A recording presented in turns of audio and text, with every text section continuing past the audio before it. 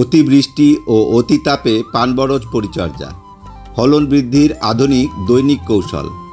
প্রিয় কৃষক বন্ধু, অতিবৃষ্টি আর অতি তাপমাত্রার সময় পান বরজের সঠিক পরিচর্যা না করলে গাছ দুর্বল হয়, রোগবালাই বাড়ে এবং ফলন মারাত্মকভাবে কমে যায়।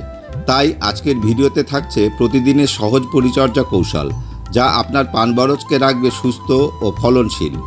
অতিবৃষ্টির সময় করণীয়। অতিবৃষ্টির সময় পান বরজের সবচেয়ে বড় সমস্যা হলো জলাবদ্ধতা। তাই ড্রেনেজ ব্যবস্থা নিশ্চিত করুন। বরজে পানি জমতে না দিয়ে দ্রুত নিষ্কাশনের ব্যবস্থা করতে হবে। মাটি আলগা করুন। অতি আর্দ্রতায় গাছের শিকড় শ্বাস নিতে পারে না। হালকা কোদাল বা হাত নিড়ানি দিয়ে মাটি নরম করুন। ডোলোচুন ও ছত্রাকনাশক ব্যবহার করুন।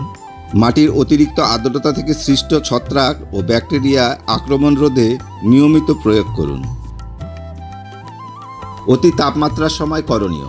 সূর্যের তীব্র রশ্মি থেকে সৃষ্ট তাপমাত্রায় পান গাছ ঝলসে যায়, পাতা শুকিয়ে যায়। এ সময় ছাউনি ঘন করুন। শুকনো খড়, বাঁশপাতা বা পলিথিন দিয়ে ছাউনি ঘন করে ছায়া দিন। নিয়মিত সেচ দিন। গাছের গোড়ায় হালকা সেচ দিন, তবে জলাবদ্ধতা যেন না হয় সেদিকে লক্ষ্য রাখুন। জৈব সার ব্যবহার করুন।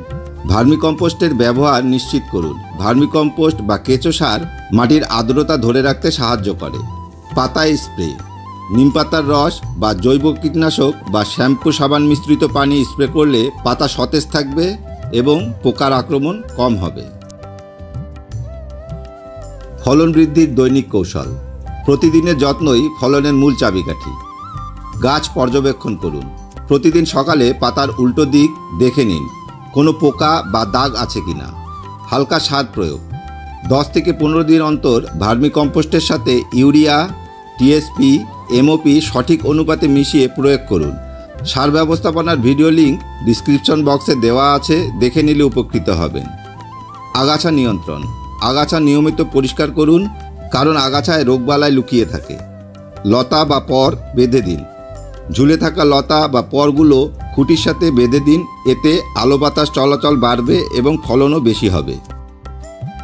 প্রিয় পান চাষি ভাই, প্রতিদিন সামান্য যত্ন আর সচেতনতা আপনার পান বরজে দেবে দ্বিগুণ ফলন। অতিবৃষ্টি হোক বা প্রচণ্ড তাপ, সঠিক কৌশল জানলেই কৃষি হবে লাভজনক।